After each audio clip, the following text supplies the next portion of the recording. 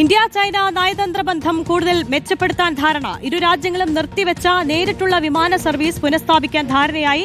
ദില്ലിയിൽ നടന്ന ചൈനീസ് വിദേശകാര്യമന്ത്രി വാങ് യിയും ഇന്ത്യൻ വിദേശകാര്യ ഉപദേഷ്ടാവ് അജിത് ഡോവലും നടത്തിയ കൂടിക്കാഴ്ചയിലാണ് തീരുമാനം.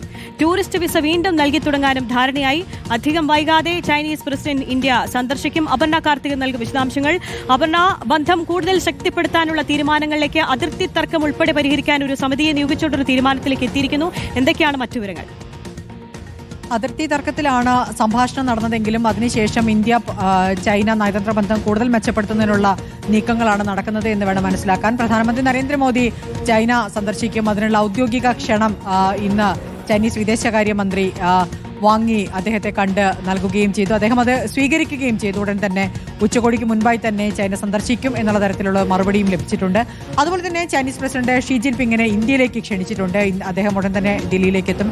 എന്നാലും ഇരു രാഷ്ട്ര നേതാക്കളും തമ്മിലുള്ള ബന്ധം കൂടുതൽ മെച്ചപ്പെടുത്തുന്നതിനനുസരിച്ച് മറ്റ് മേഖലകളിലുള്ള ബന്ധം വികസിക്കുമെന്ന് തന്നെ വേണം മനസ്സിലാക്കാൻ. അതിൽ ഏറ്റവും പ്രധാനപ്പെട്ട ടൂറിസ്റ്റ് വിസ നിർത്തലാക്കിയ നടപടിയായിരുന്നു. അത് പുനഃസ്ഥാപിക്കാൻ തീരുമാനിച്ചിട്ടുണ്ട്. അതിനോടൊപ്പം തന്നെ നേരിട്ടുള്ള വിമാന സർവീസുകൾ പുനഃസ്ഥാപിക്കാനും ധാരണയായിട്ടുണ്ട്. എന്തായാലും അമേരിക്ക അധിക തീരുവ ഏർപ്പെടുത്തിയതിന് ശേഷം ഇന്ത്യ അമേരിക്ക ബന്ധത്തിൽ കാര്യമായ ഉലച്ചിലുണ്ടായിട്ടുണ്ട്. അതിനുശേഷം ബ്രിക്സ് രാജ്യങ്ങളെല്ലാം ഒന്നിക്കുക എന്നുള്ളൊരു നയപരമായ നീക്കത്തിലേക്ക് എത്തിയിട്ടുണ്ട്. അതിൻ്റെ കൂടി ഭാഗമായിട്ടാണ് ചൈനയുമായിട്ടുള്ള ബന്ധം കൂടുതൽ മെച്ചപ്പെടുത്തുന്നതിന് വേണ്ടി ഇന്ത്യ ശ്രമിക്കുന്നത്. ഇരു രാജ്യങ്ങൾക്കും അത് ഗുണം ചെയ്യുമെന്ന് തന്നെയാണ് മനസ്സിലാക്കുന്നത്. ഏതായാലും വ്യാപാര കരാറിൽ ഉള്ള മാറ്റങ്ങൾ സ്വാഭാവികമായും അമേരിക്കയിലേക്കുള്ള